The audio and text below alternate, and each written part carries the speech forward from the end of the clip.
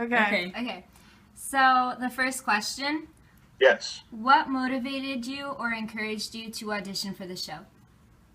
So this is the first interesting story because it was not my idea originally. Really? Yeah, it was interesting. I'm a member of Mensa. I don't know if you guys have ever heard of that before. It's like the Smarty Pants organization. Yeah, it was something that I thought was kind of cool when I was younger. Finally, applied and joined. I'm sorry, I'm not over my cold yet. Yeah, it's okay. But I had joined it a few years previous, and so I was working at the Mensa booth at the State Fair, the Minnesota State Fair. Mm-hmm. And there was somebody I was working with there named Paul Jensen. We were working there for 3 hours together. I'd never met the guy before. And it turns out that on the Minnesota Mensa website, there was a casting agency who had placed an ad smart guys apply, and you need to be, it was within a certain age range, single, and smart. Those were the qualifications that guys needed to have. Oh. And he had read about this on the website. I had not. And so he ended up contacting this casting agency and said, call this guy. We think he might be good for this show. I think he might be good for the show. Wow. And so I got home from work one day and there was a message on my answering machine saying, do you want to come in for an interview? Wow. I know. I was like, sure, I've got an extra half hour out of my day. I can go. And things just kept blooming from there. And it fit, each step I'm like, all right, that was fun. That's, it's all over. And then, the next letter would come in the mail like, oh, we're not done yet. Oh, wow. Yeah, so it was, obviously I kept following through, but it was not my idea initially to apply for the show. Wow. Interesting. Okay. So the next question is, how has the show affected your personal life? For example, your job, your love life, personal growth, etc. Yeah, and one of the things I just want to throw in here real quick is the year after the show was on the air, I went to the Mensa World Gathering. It was down in Orlando, Florida. Ooh. And I gave a question and answer period then. So this isn't something I've never done before. Mm-hmm. But it had been a year after, so I was allowed to talk about. I wasn't contractually obligated to keep everything silent at that point. And people were asking me questions, and somebody had asked what kind of changes had happened in my life in that last year, and it didn't feel like anything had really changed that much. Oh. The best comparison I could make was a rubber band. In my case, how each challenge was supposed to stretch our comfort zone a little bit more and a little bit more and get the rubber band stretched out further. And as soon as I left, it snapped right back into shape. Oh. And so that's not necessarily a bad thing. Yeah. Things changed over time, and I met people I wouldn't have met otherwise, and had different experiences I wouldn't have had otherwise. But that wasn't. I guess that part was kind of a direct effect of the show. But what happened during the show itself, I don't think made that much of a difference. Interesting. Does that make sense? Yeah. Yes. Okay. Did you ever go on any dates after that? Yes. I did meet a couple of girls because of that. Oh. Ooh. Which one are you? Ooh. All right, Number number three. 3. So, are you still into any of the activities that you were into when you got on the show? For example, I remember that you said you were in the Eagle Scouts, correct? Yeah, been Boy Scouts. Yeah. Still doing that. Mm-hmm. Oh, but actually, see, since you just recently saw the season, you probably remember, I think Mindy was the one who said that there was one of the guys who only went out twice a month. Do you remember that? Yes. That was me. Oh. Oh. Yeah, I Wow. didn't do a whole lot back then, so I'm still doing those things I didn't do a whole lot of. Oh. Okay. So the fourth question, are you Yep. still in contact with any of the other contestants? What has your relationship been like with them since the show? See, the question there is Facebook considered keeping in touch with people? Yeah. Yeah. Because, yeah, 'cause I'm Facebook friends with a lot of people, but really that's not saying a whole lot. I haven't heard from a majority of people since, since we had the Aftermath episode. Oh. Mm-hmm. Got us Wow. together, a couple weeks after it started airing. I think it was the night that they played the fourth episode was the day we actually taped the Aftermath. And, after that, I think the only people I've seen in person was Chuck and Mindy. I got to go to her wedding a couple years back. Aw, that's so she's nice. married. That's awesome. Yes, she is. She got a couple kids, so that was pretty cool. Oh, that's nice. Is Chuck still the same? I don't know. I haven't heard from him in a long time. I talked to Bill on the phone once in a while, not very often, but aside from Mindy and Bill, I don't think I've heard from anybody. Did you hear about what happened with Richard?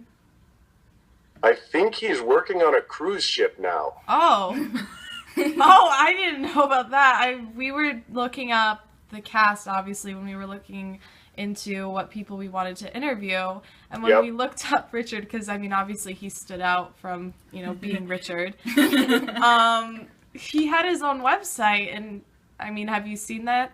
He got ever? pretty famous. Apparently, right after the show, he was on game shows and stuff Yep. like that, but... Even Spanish stuff. Yeah, even Yeah, some Spanish Spanish TV shows. shows. That's I No, think I don't remember if it was on his website or somewhere else. It was a year or two back. I was looking him up, and he was entertaining people on cruise ships. Wow. Yeah. Well, hopefully he's doing well. I'm sure he's happy. Like, he was an entertainer. That's what he was doing on the show. That's what he loves. So can't fault him for that. yes. He was a real nuisance at times, but as long as he's doing what he's happy with now, I guess. Yes. Cool. Okay. So the fifth question. Many of the girls in the beginning of the experience were having second thoughts. On certain occasions, the question, "What are we doing here with these nerds?" arose and was repeated to themselves. Belonging to these geek groups, did you ever feel any similar feelings of annoyance or discomfort with the beauties in the beginning of your experience? If you're referring to all of them, it was very intimidating just because I wasn't used to being around attractive girls like that on a constant basis, and I was actually forced to interact with them constantly. Yeah. Whereas a lot of times, it showed that clip of me saying I would go to the school dance and I would just sit in the corner and drink punch all night. I wasn't really comfortable interacting with a lot of the cute girls in my school, and that had it's carried over. I'm still not always comfortable talking to attractive women, and so just suddenly being forced into this large group, and it was something that took some adjusting. To get past that appearance and they're real people. We can just hang out as friends. Yes. As if you're referring to the stereotypes, the nerds. The only girl who I felt who fit that stereotype of beauty, the not smart, empty. Yeah. The only person I really thought fit that stereotype was Lauren. And so I was really glad I didn't end up partnered with her. Yeah. Yes. But all the other girls, it was the reality TV effect. They're like, let's pick this moment where she looked really dumb, and then, that's what you are for the rest of your life, according to the home viewers. Yeah, that kind of ties into one of our later questions. Yep. Yeah. Okay. You go. Oh, yay. Which one? Six. Oh, so since you didn't win, what? I gotta ask this one. Damn it! Sorry. What would you have done with the money if you won?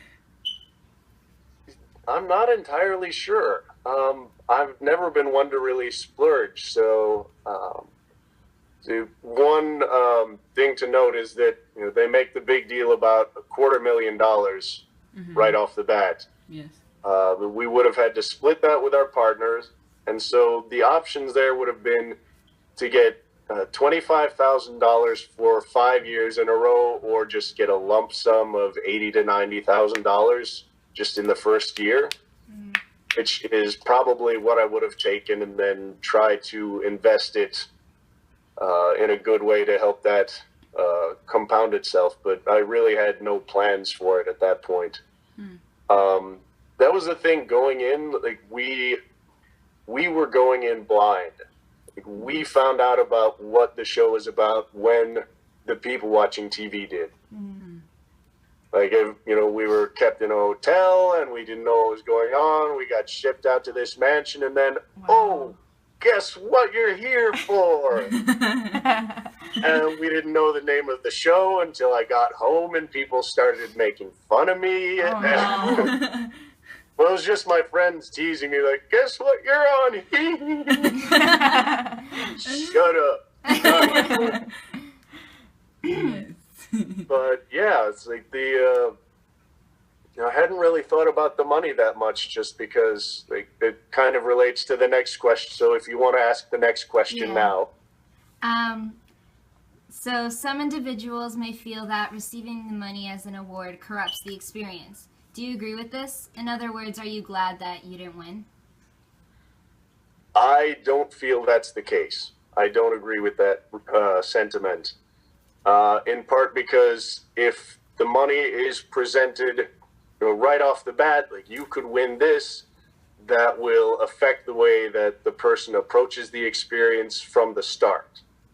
It can't corrupt it if they already think I'm doing this to win the money, or I'm doing this for this kind of experience or this kind of experience. If you start out with nothing and then a few weeks in they say, oh, and by the way, there's money involved, then people are going to change their behavior. Sorry, she made me laugh. It's not All right, you. get it out of your system. I don't mind. Okay. So yeah, just I really never thought about the money that much. I was in it for the experience. Time.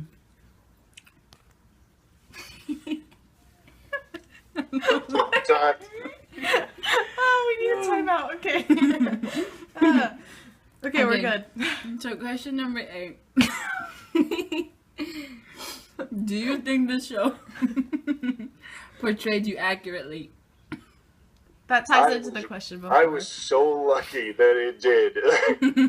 that was pretty much the way that I am in general. A lot of people were not that lucky. I know Scarlett was a much better person than she appeared. But Yeah, she appeared to be like very oh, rude. she was so pissed that last, day and a half. And I couldn't blame her. I was mad at me too. Yeah. I thought that it was my fault, and so that's why I sucked up a lot of abuse that day. I was just, I agree with you, and I can't, But okay, bring it. Like, thank you. it was something out of your control, though. It was, but it also felt like I should have known better. I should have been able to do better. Like, thinking back on it, there are ways I could have done things differently. Like, I didn't drink enough fluids while we were in the RV, driving to the site. And so part of the problem was I got dehydrated. Yeah. I hadn't been drinking enough water. And in the RV, I had like 1 bottle of water and a can of Coke. Oh. And I had my canteen tucked in my backpack, so I never stopped to get a drink of water. I pushed myself too hard right off the bat. I didn't know how long the race was going to be.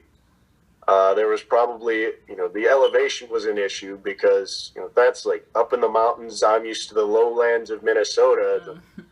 And it's just thinking back on it, there were things I could have done differently that I didn't, and I felt really bad about it.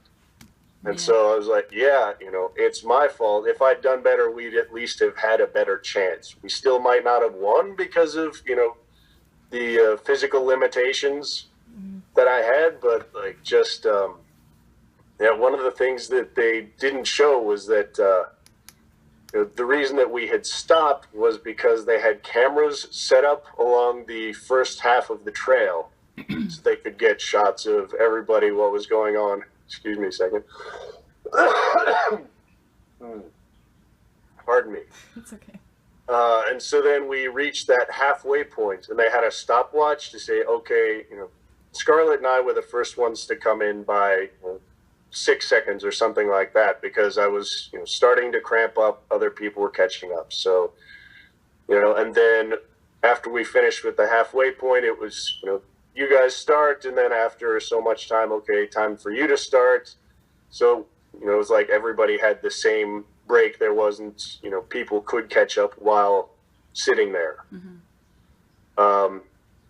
So they moved the cameras, and we were all just taking a break. And at that point, I think I was standing upright, but kind of bent over, had my hands on my knees. And they said, okay, it's time to start. And I tried standing up, and I got down on one knee. And then I tried getting up off one knee, and then I sat down. Like, my body was physically incapable of getting up. It had shut down, and I was really upset with myself. And so, and that was halfway through. I'm like, now what are we going to do? And Scarlett was doing everything that she could to get me to catch up. She came back and grabbed my backpack so we could run down to the fishing poles. And, she was upset that there's only so much that she could do, and there was, only so much that I could do. And it felt like I should have been able to do more. So, just with that whole experience, like, she was mad and I was upset with myself. One thing that they didn't show was that, another thing they didn't show is every time that Scarlett had come over to yell at me for a little while and then, storm away, Chuck would come and sit down next to me and see if I was okay. Oh, that's sweet. Yeah, like, it wasn't just like, oh, he had a crush on Scarlett. Like, they showed him sitting down next to her once and she went storming off again. Like, he would come over and check up on me. Like, he was a really good guy, and a lot of times they just didn't show that. Yeah. So I remember it was, from that episode, sorry to cut you off, but like... No, go ahead. Okay, yeah, like, the only thing, like, I remember from that episode was, like, him yelling at Richard most of the time, so that made him, like... Seem yeah, more like a jerk. Yeah. Like, Yep. I feel like that didn't correctly portray, like, his personality. That's right. Character. Yeah, Richard was really annoying that evening. In a way, I'm fortunate. It's because of everything that had happened, during the race. I don't remember a whole lot of what happened that evening. Everything kind of blurred together. It's not something that's great, but it's, that was the case. But just in general, since I had done a lot of backpacking in my time, sitting around the campfire and whatnot, and Richard just jumping around the fire and everything else, that was, I don't know that I had the same kind of romantic sentiment with the campfire as Chuck did, but I still felt that, this is something that I really enjoyed, and Richard was bouncing around and making, it was really annoying, but since the producers, the editors were trying to emphasize the conflict between those two, Right. so it would be able to come to a head in the last episode. Yeah. That's what they focused on specifically, especially leading up to their final confrontation Yeah. that night. Sorry, hold on a sec. You really got something. I'm getting rid of it, but I gotta drink more fluids. That looks like pee. How old are you? 38. Oh, no, I was asking her. How old did you think I was? I just assumed you were in your 30s. Yeah. Lucky yes. You know, you're actually my brother's age, which is weird. Your I'm brother. a lot of brothers' ages. It's very Yeah. strange. Except you're basically 21 years older than all of us. Yeah. Wow. Yep. Don't seem like it. Nope. Okay. I have a very youthful spirit inside. I can tell. You wanna ask? Yeah, sure. It's a 9. Oh, we're almost done. Okay.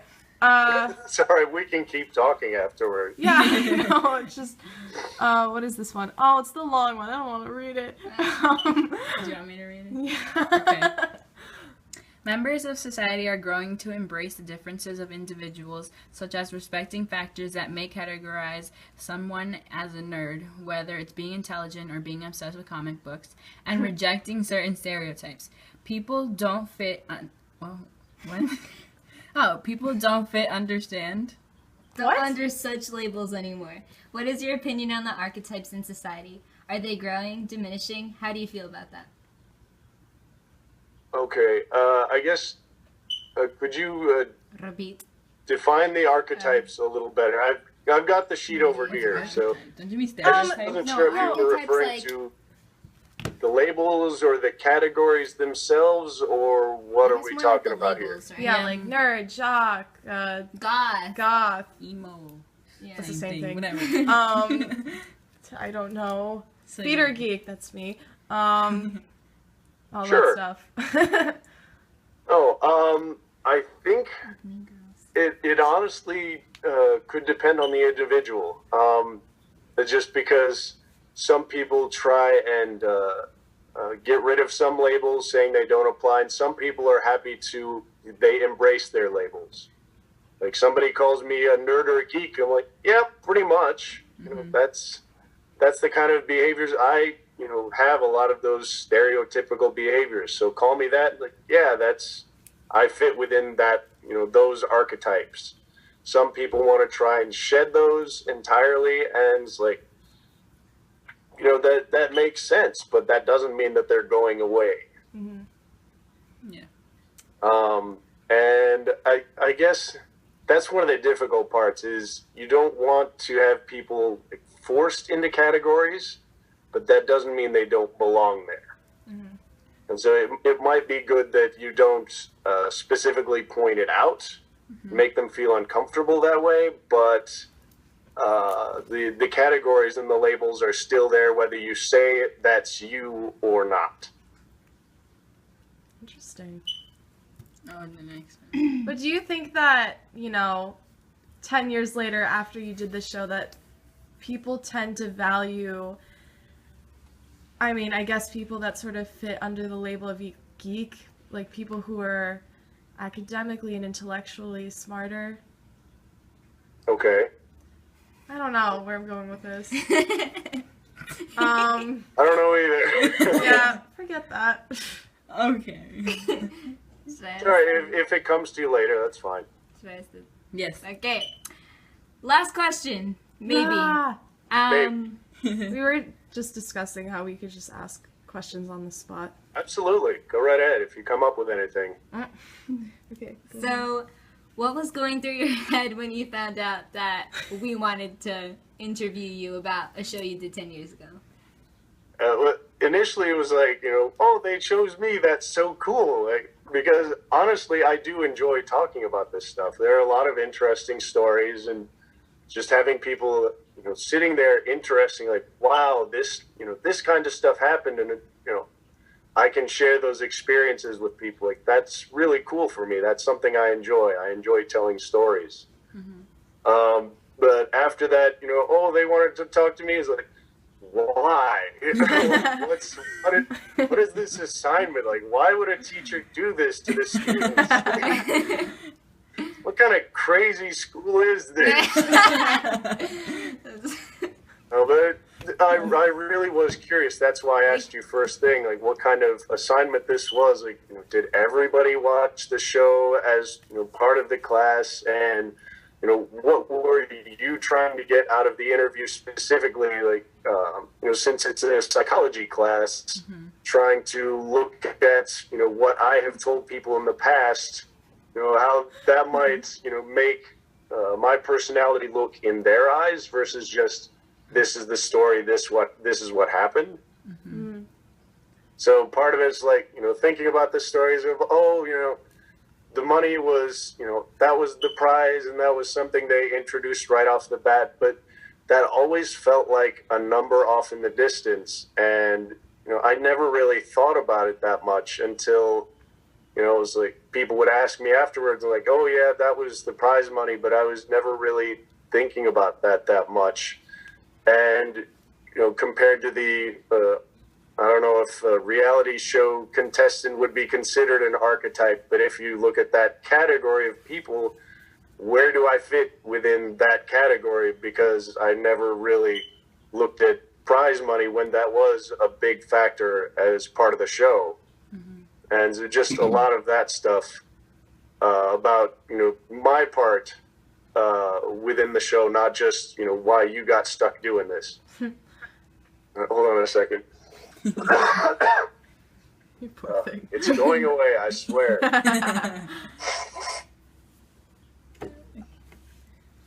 All right. So I think no. you didn't think it was creepy that we asked you to do an interview, I'm assuming. No, Okay, great. it would have been strange if it had been just completely out of the blue, but the fact that it came up, as an assignment like that for school, that sounded interesting. I think that would have been interesting if I could have done that in high school myself, because I took a psychology class my senior year in high school. And, that was some interesting stuff that we learned. I ended up taking a psychology class in college and eventually hated the subject because I had a very poor professor. Oh. Yeah, that was a bad scene. She didn't get tenure. She started making a real big fuss about it and suggested it was a racial issue. And so I ended up writing her back. Like I said, no, it's not race. You're just a bad professor. And she did back. I was very disappointed. Wow. I wasn't disappointed, but I was like...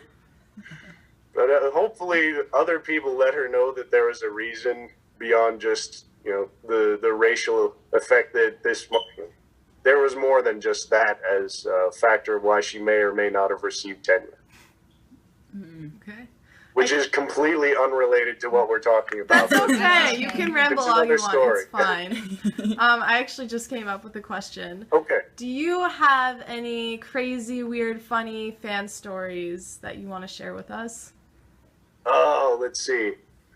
I think one of my favorites was it was like funny and really, really awkward because I had a girlfriend at the time and we had gone to it was an Oktoberfest party at some bar, and so we were standing outside. They had a bunch of tents and we were talking to somebody, and then there was a woman who came over and she showed her wedding ring, right off the bat. It was like, so it was safe to talk to her. If I tried anything, I'd be in trouble. Whatever. Okay. And so she had asked me if, I was the person on the show with, trying to remember how she phrased it. It was like the show with beauties and smart people or smart guys, or something like that. Like she didn't want to use the term geeks. I was like, oh, that's nice of you. Yeah, that was me. I was on that show. And so she went back. There was a group of girls off to the side. So she went and told them. And all of a sudden, one of them bolted out from the group and yelled, "You were my favorite!" And she jumped and gave me this giant hug. And meanwhile, my girlfriend was standing like 3 feet over here. Wow. And I'm getting this giant hug by a stranger. And it was, yay hugs, but still, that was awkward. Like she understood. She was, she accepted the fact that some kind of encounters like that would happen because I had been on TV and stuff like that. But she, in particular, had made a point to not watch the TV show for about 4 months while we were dating, and so that way she would make sure to know who I was before seeing who I was on TV. That's smart of her. I like that. Yeah. Oh, I have another question. Okay. Do you still have your highlights? No. I did for 5 or 6 years, I think. Wow. And then it was, I didn't have anybody to keep them for, and it cost money. I really didn't care about whether I had them or not. At that point, it was like, yeah, they look kind of cool, but is it worth the money for myself? I was like, no, not really. I'm fine just having the brown hair that I've got. Yes. So I stopped getting them after that point. I've saved a lot of money. Yes. I have one, kind of. Okay, Okay. kind of. All right. Like, I don't know how to word it, but is it like, okay, if you, no, yes, if you could, Okay. Words. I mean, I want you All to right, use, take your like, time. Take try your to time. use, like, maybe 3 adjectives or 5 adjectives, or, no, 5 words to describe your experience on the show. Oh. Oh, Oh. oh my God. Oh. Terrible. Well, just because, there were some aspects of it that were great and some that were awful. And, like, if you want to use those Great, two adjectives, like great and awful, like, That's okay. It's just, that's okay. yep. But then memorable is one of those as well. Obviously, since I can still tell some good stories 10 years later. Yes. Actually, about 10 and a half since we actually filmed it in January Oh, wow. and right at the beginning of February. And that was actually something I had sent out a Facebook message to everybody, like the 10th anniversary of the first day that we were in the mansion. Because, I went back to look at my blog and check out, some of the entries I'd made about, going out to the hotel this weekend and we'll see what happens. And then it was, flew out that Friday, and then those of us who they, accepted, we were in the mansion on Monday. And so, like, this is the date, guys, happy 10th anniversary. So some people bothered writing back, some people didn't. So I don't know how many of them care anymore or not. Oh, But so, yeah, memorable, obviously. yes. So great, awful, memorable. 3, I don't know, I guess fun would be sometimes. Sometimes it was really fun, but sometimes it was really frustrating. Was that because of Richard? Well, it's not just, Richard could be frustrating at times. Sometimes he was actually funny.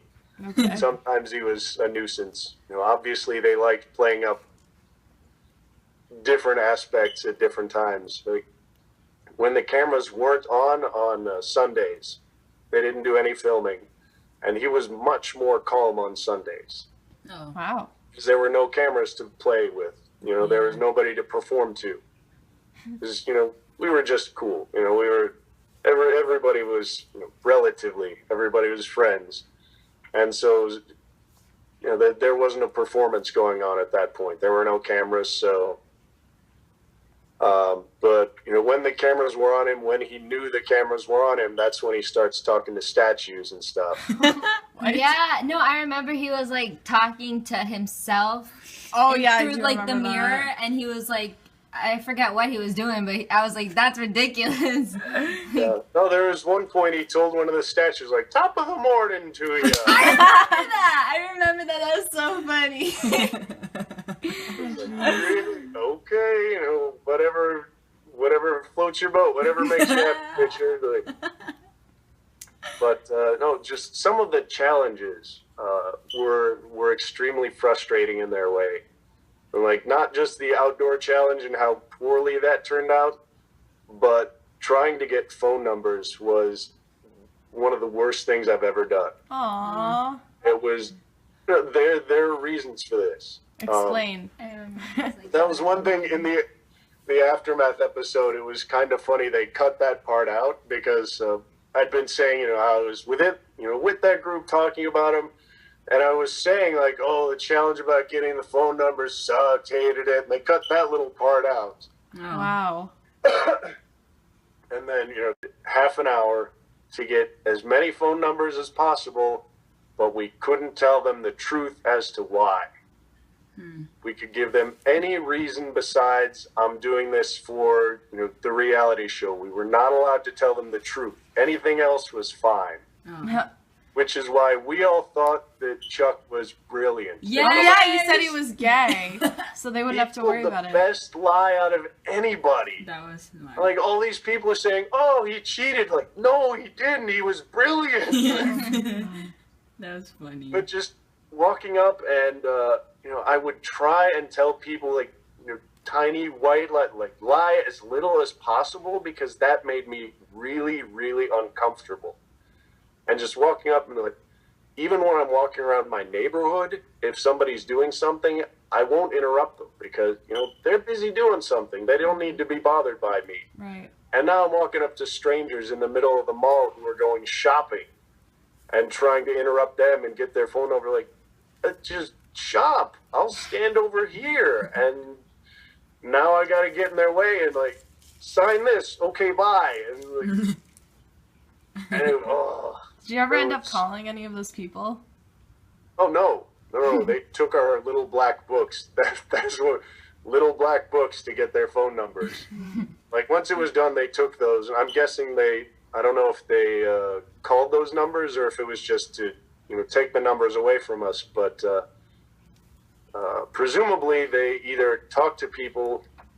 I should premise this a little bit by saying that there was this, secluded space in this outdoor mall. Mm-hmm. Well, I shouldn't say secluded, but like one specific area in here where we were, and they had the cameras, parked here and here so they could see what was going on inside, like where we were at.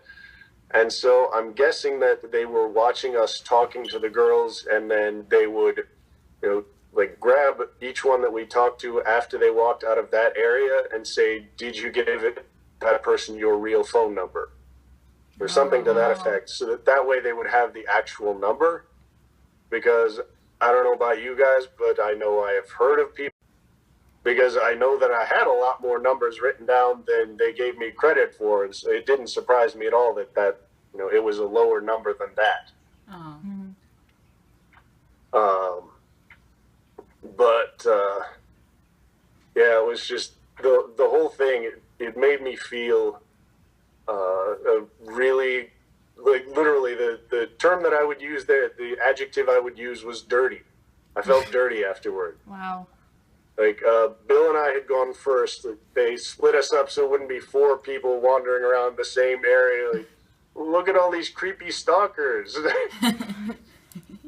But Bill and I had gone first. We did that and then had to sit off to the side, secluded for half an hour. We weren't allowed to talk to each other or anything, and I wouldn't have wanted to. I sat on a bench and just felt icky. And it was like, I really, really disliked the experience. Oh yeah, and I remember Scarlett was saying how she was disappointed in you because you gave up. She was like, I remember he doesn't that. have confidence in himself or something about lacking self-confidence. I remember she said that. Yeah, and that might have been part of it, but just the way that my personality is, and I don't like interrupting people, and I don't like just talking to strangers and trying to get something out of them and not being able to tell the truth about it. I'm not a big fan of lying to strangers like that to get something that I don't care about. And it was really, it was upsetting and it was frustrating. And I remember after that episode aired, I just went off on a tear online on my blog. Oh. I had another question. Wait. Oh, do you have any stories from the show, but when the cameras were not rolling? Some, I don't know, a funny story or something really interesting that happened that didn't get shown on TV? Yeah, well, that's the thing. Like, we didn't do a whole lot when the cameras weren't running. Like, they had cameras in every room of the mansion except the bathrooms. Right. And they had the camera guys walking around, most of the day, which you stop noticing after a couple days, just because they're there, they're part of the scenery. You don't think about it as much after a couple days. But on the days off, we would just lounge around. They'd let us watch TV. We were able to watch NFL playoffs. They took us out, to like get dinner at a restaurant and watch a movie. We could call home we get a 5-minute phone call. Wow. And somebody like standing by the doorway listening, so we couldn't be saying anything like against the rules. But so it was very low key and casual on those days. There weren't anything, nothing happened worthy of stories at that point. It was just it was relaxing on those Sundays, but those were the only real times, except for like late at night when all the camera guys were gone, but the cameras inside the house were still on. Mm-hmm. I don't know if that answers your question or not. No, it does. Okay. Anybody have any questions? In Orlando, it was scheduled to last for an hour, but I was talking to people for about 15 minutes before we got started. So I was answering questions for people for about an hour and 15 minutes. Oh. And just, you get all sorts of random questions. And, there was the occasional, like, are you single? Because, my daughter's looking to get married, or whatever. But Oh my god. I don't know if she was joking or not, at least the marriage part, but there have always been the questions like, are you single? Because you were really cute. I'd love to marry you. Call me. Oh my god. Yeah, I think I saw a comment like that on your blog. Yeah. There one or two like that. That reminds me of like when you went to like the Aftermath episode, and then like a girl from the audience asked out Joe, I think it was. Oh yeah, she was like, I fell in love with you since, I don't know, something. Oh, God. They gave, like, random audience members, they gave them those questions to ask. Wow. Just because Joe did get that phone number and called her, and he got her dad on the phone. I think she was 14. Oh my god. Yeah. That's not But- good. Yeah, that's a little bit illegal. But, Yeah, a little but bit. they just, found her as somebody, young, female, cute, who could ask the questions. So, Oh, so it here- wasn't real. Yeah, it was like some of them were, real legitimate questions, and they wanted to get our answer from them and stuff. But oh no! Okay, no, we're okay. good. Go Okay, we're ahead. ready. All right, do I have to say it again? Yes. Mr. Herzig, they were amazing. Give them an A. Yay!